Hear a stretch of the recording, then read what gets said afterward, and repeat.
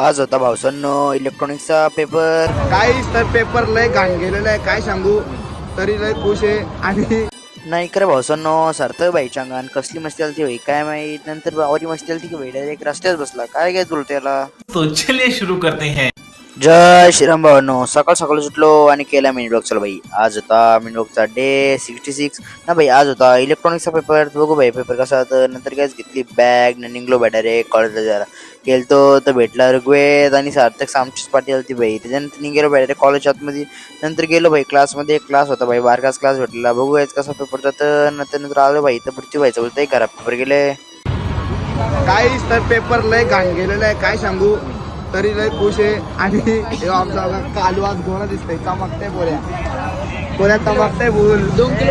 नाही इकडं शार्दूल भाईची काढली टोपी ना भाई. बघा बॉडी कसं दाखवतं काय काय बोलायला. नंतर भेटला चिन्मय भाई बोलतो माझा एक नंबर पेपर गेलता. नंतर भेटला वेद. त्याच्यासोबत नंतर की निघलो भाई डायरेक्ट घरी चाललेलो. तर सार्थक भाईच्या अंगणात कसली मस्ती आली काय माहित.